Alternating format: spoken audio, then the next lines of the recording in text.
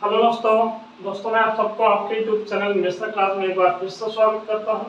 आज हम लोग परसेंटेज का पार्ट 2 वीडियो पढ़ेंगे और इस वीडियो में हम लोग कंटिन्यू करेंगे इस टॉपिक को। हमने इससे पहले वीडियो में बताया कि जो खर्च बराबर होता है कीमत गुणे उपभोग होता है। खर्च बराबर क्या होता है? कीमत गुणे उपभोग होता है। बात समझ गई? तो मैंने इसको पूरी चर्चा किया था। मैं एक थोड़ा सा डेमो यहाँ पर दे दूंगा। अगर हम खर्चा को नहीं बदलें, खर्च को ना नहीं बदलें, खर्च को नहीं बदलेंगे तो जो कीमत होगा दोस्तों, जो कीमत होगा वो उपभोग के क्या हो जाएगा? इनवर्स हो जाएगा। उपभोग का क्या हो जाएगा? इनवर्स हो जाएगा। अगर कीमत का रेशियो x रेशियो y आया है, अगर प्राइस का रेशियो x रेशियो y है, तो जो कंजस्शन होगा, जो उपभोग होगा वो y रेशियो x तो हो जाएगा। इस सारी चीज को यहाँ पर मैंने देखा था इससे पहले वीडियो में। ठीक है, तो बात समझ आ गई। इस वीडियो में हम लोग क्वेश्चंस को करेंगे। क्वेश्चंस में पढ़ लेते हैं और ये क्वेश्चन हिंदी और इंग्लिश मीडियम में यहाँ पर आपको देखने को मिलेगा। क्वेश्चंस क्या है मैं हिंदी में पढ़ा हूँ, बाकी आप देख लीजिएगा। वर्तमान में जिस चावल को 29 रुपया पर केजी की दर से बेचा जा रहा था, पिछले महीने उसका मूल्य 25 रुपया पर केजी था। किसी परिवार को अपने चावल की खपत को कितने प्रतिशत कम करना होगा ताकि व्यय पहले के समान रहे? जो व्यय है, जो खर्च है, वो क्या कह रहे हैं? समान है। मतलब समान है मतलब बदले ना कभी। ठीक है, तो जो कीमत होगा उपभोग के क्या होगा? इनवर्स होगा। तो पहले यहाँ पर देखिएगा, जो हमारे पास चावल है दोस्तों, जो हमारे पास चावल है वो यहाँ पर देखिएगा वर्तमान की बात कर रहा है। ठीक है, इधर आ जाओ, उधर क्वेश्चन लगा होगा। यहाँ पर चावल की बात मैं यहाँ पर कर देता हूँ। वर्तमान की बात करेगा और अब इस पिछले मतलब इससे पहले महीने, ठीक है, इससे पहले महीने की बात करेगा।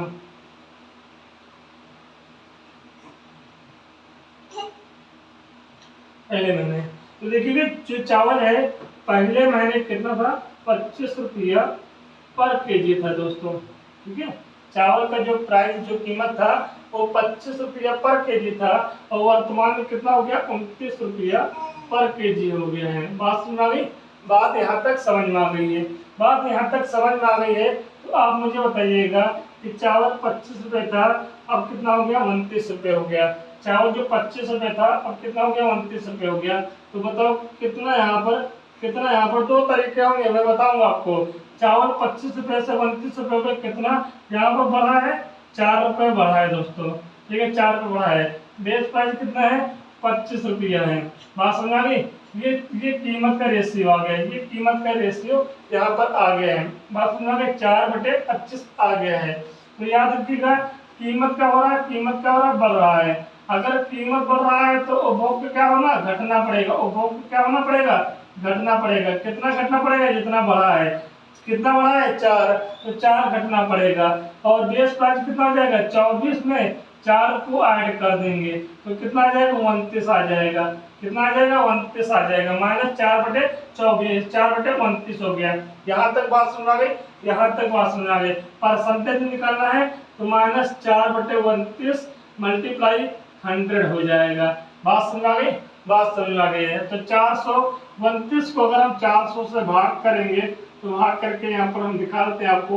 1 टाइम्स में जाएगा, कितना आएगा? 29 आएगा। फिर यहाँ पर जब माइनस करोगे तो मुझे लगता है 11 आएगा। 11 आ जाएगा। फिर यहाँ से आप 0 यहाँ पर उतार लोगे तो यहाँ पर देखिए कितनी बार आएगा?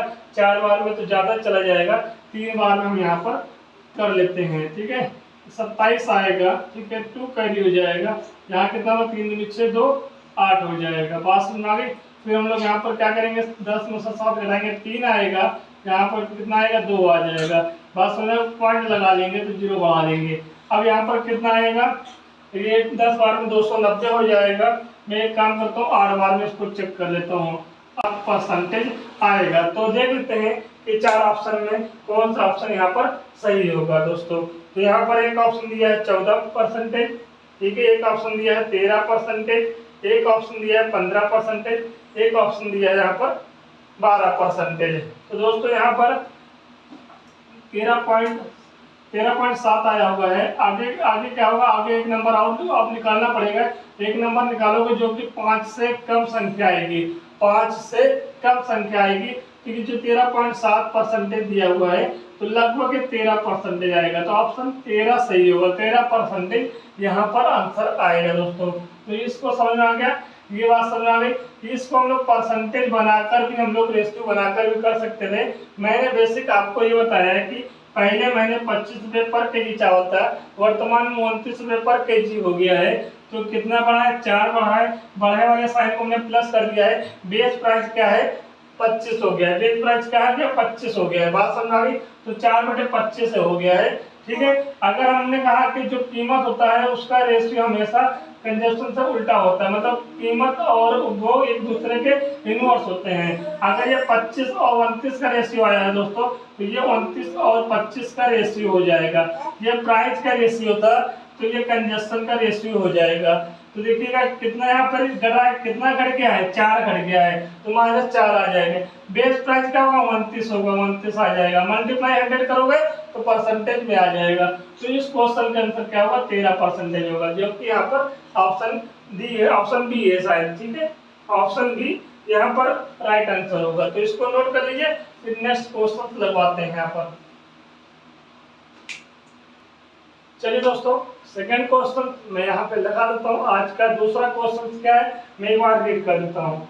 लिखा हुआ कि चीनी के मूल्य में 20% की वृद्धि हो जाए, चीनी के मूल्य में 20% की वृद्धि हो जाए यदि कोई व्यक्ति अपनी चीनी की खपत कम करके उसके खर्च को पहले जैसा करना पड़े।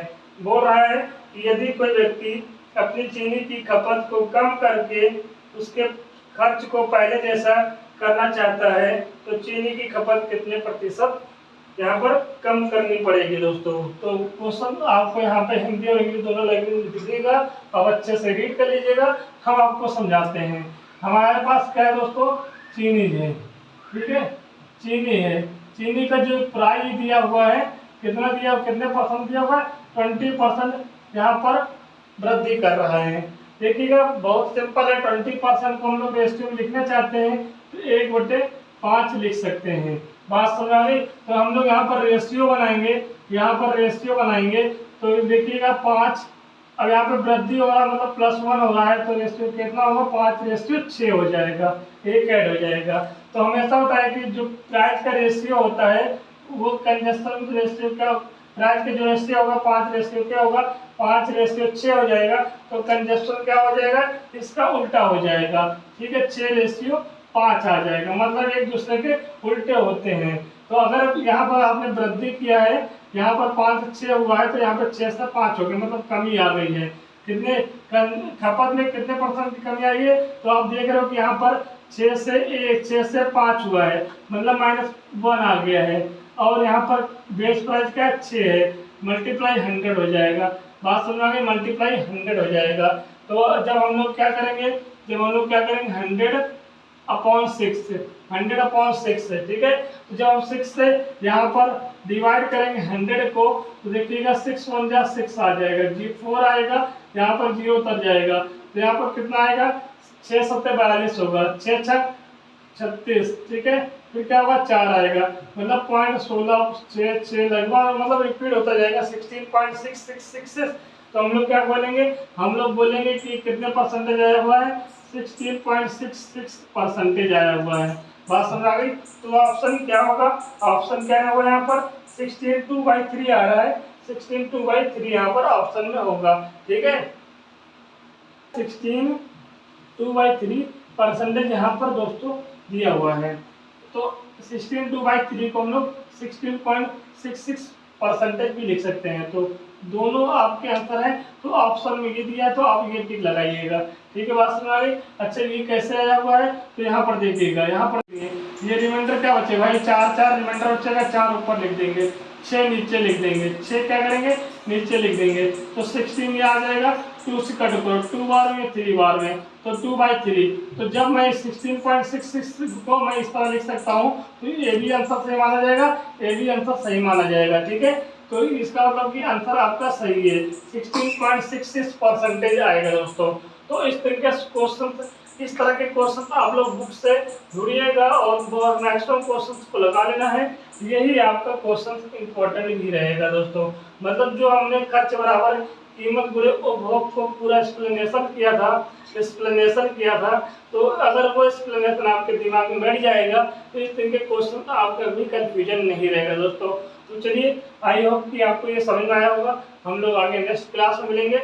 जय हिंद, जय भारत।